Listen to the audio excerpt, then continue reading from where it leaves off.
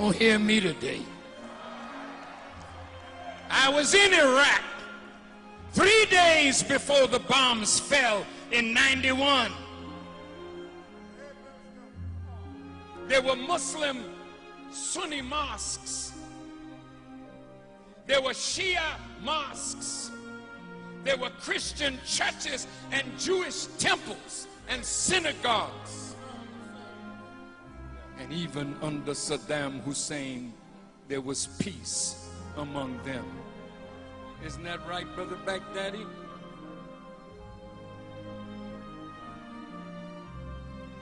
But when America went in, under the guise that he had weapons of mass destruction,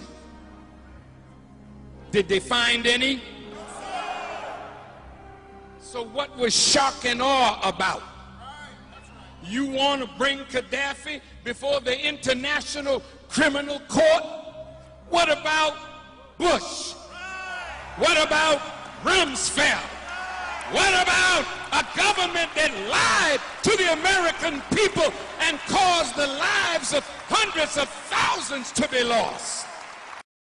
About 10 days after 9/11, I went through the Pentagon and I saw Secretary Rumsfeld and Deputy Secretary Wolfowitz. I went downstairs just to say hello to some of the people on the joint staff who had used to work for me, and one of the generals called me and he said, "Sir, you got to come in. You got to come in and talk to me a second." I said, "Well, you're too busy." He said, "No."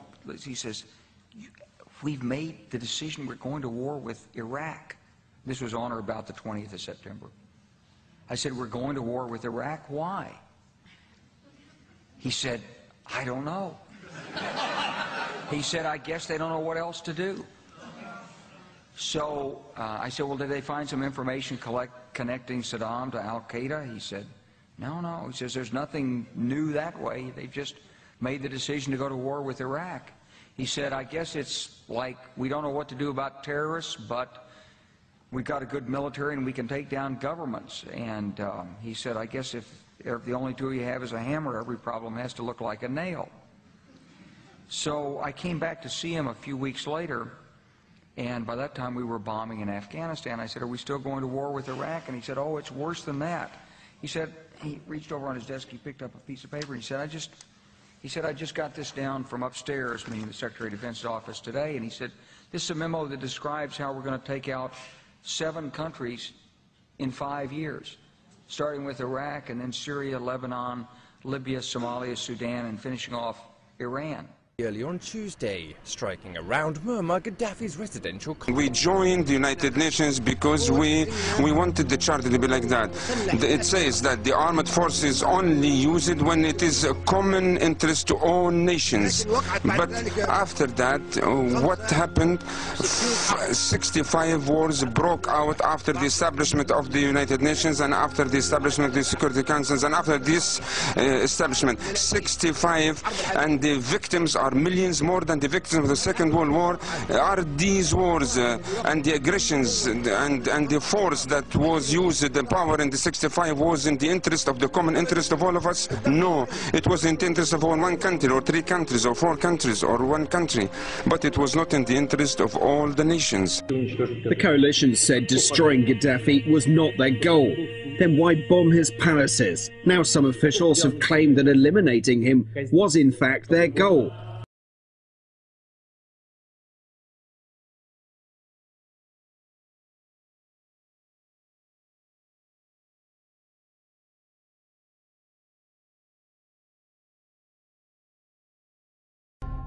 Libya. It's a vast country, hot, dusty, and dry, 90% desert.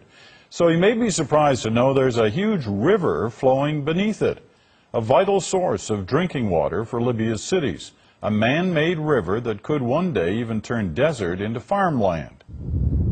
A land thirsting for water and home to one of the most ambitious irrigation schemes in the world. It's called the Great Man-Made River, and it flows beneath these sands. It is colossal in scale. 500,000 concrete pipes have been made and laid down over the past 2.5 decades. 6,000 kilometers of pipeline. Engineers digging deep into the bowels of the earth to tap into ancient aquifers. Libyans call it the eighth wonder of the world. There is water in the Libyan Sahara deserts since a million years ago, and we have to use it. We have to use this water. Planners here want to irrigate to reduce the country's heavy dependence on food imports. The parched lands around this huge man-made lake near Benghazi are slowly being turned to agricultural use. In its early days, skeptics called it the Great Madman's River, a reference to the Libyan leader Muammar Gaddafi and its enormous expense, billions of dollars. And the Great Man-Made River comes with a great unknown. Nobody knows just how long the water will last. But that makes it no less vital than a country battling to keep the desert at bay. And Libyans will make no apologies for drawing what is to them life's blood in a dry, dry land. Margaret Evans, CBC News, in the Libyan desert. Was filled with, which I thought was portable toilets. So I never looked.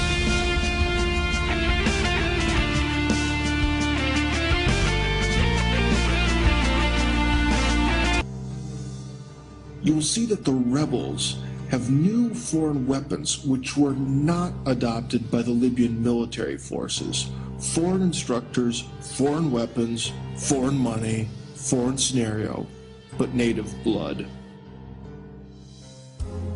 When the flow of pictures from Libya started, the evident staged character of the pictures led one to want to take a deeper look at the situation. Note, all the pictures shown were taken by Western journalists, highlighting the situation from the rebel standpoint only.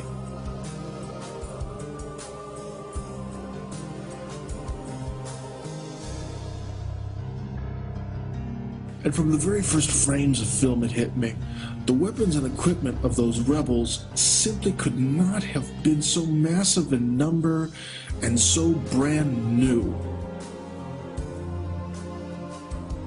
Unless the weapons somehow found their way there on time from the outside. Superpowers have interests, complicated interests, and they use the interests, they use the Security Council, they use the power of the United Nations to protect their interests. And these terrorize, intimidated the third world. The third world is terrified and being terrorized and living under the fear of terror. You can see in this ordinary demonstrator's hands the light automatic rifle FN-FAL, absolutely brand new, right out of the box. The rifle was produced by the Belgian armaments manufacturer FN. During the Cold War, it was adopted by many North Atlantic Treaty Organization countries, with the notable exception of the United States. It's one of the most widely used rifles in history, having been used by over 90 countries. The light automatic rifle was predominantly chambered for the 7.62 by 51 millimeter NATO round, and because of its prevalence and widespread use amongst the armed forces of many NATO countries during the Cold War, it was nicknamed the right hand of the free world. This guy has another brand new FN-FAL. And as does this guy as well. In the next photo you can see a mob scene and a guy wearing a white headscarf. He also has an FN-FAL. This means that the rebels could not get all of those FN-FAL rifles from military storage points. And they certainly couldn't buy them in a store. So the question is, where did they get them from? And even more importantly, how could they get the enormous amounts of ammo needed for the rifles when Gaddafi didn't have them? Libya's cash-starved rebels got a much-needed boost. Nations here signing off on promises of more than $1 billion of aid. But it's not just money the rebels want from the international community. We are asking countries to recognize the Transitional National Council as the legitimate and sole representative of the Libyan people. As you can see, these are US machine guns chambered for NATO rounds. And again, they're absolutely brand new, right out of the box. Gaddafi couldn't have a weapon like this because of 40 years of embargo. And also, he really wouldn't need it because the rounds for it are very expensive and getting them delivered is a big problem. It'd be much cheaper and much easier to buy Chinese machine guns chambered for Soviet rounds. Oh, well, there we go. That's a Chinese heavy machine gun.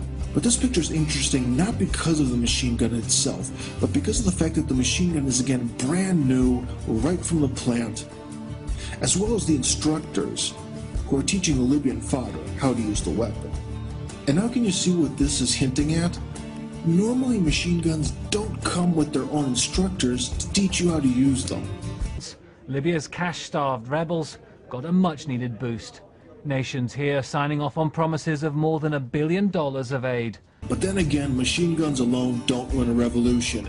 You need something with some real firepower. And well, here's something. This is an MP-80S man-portable air defense system. Each one of these costs big money on the black market and requires a qualified professional to maintain them. And so that's why we can see an instructor here. The guy teaching the Libyans to manage this high-tech device sure doesn't look like one of them, does he? And here we can see a Joker running around with a US Army pistol and a NATO Kevlar combat helmet. Now how could he get all this? From Gaddafi's military storage? Come on. Okay, this crate is American and brand new. I think you can realize that by now. For example, if you look at the perfect condition of the crate, straps, come on, you can't tell me that this came from Gaddafi's ancient storages. Let me remind you, Libya had a 40-year embargo, so there's no way that Libya could have bought the weapons or the rounds from the US or the UK. It's purely fiction. And by the way, here you can see the recoilless M40 itself. As you can see here, the rifle and the Toyota mini truck don't really give you the impression of a scrappy rebel force fighting for freedom. Wow, and among the rebels we can surprisingly see some African mercenaries that were allegedly hired by Gaddafi to fire on the people. So finally, what is the general conclusion that you can make from our brief photo investigation?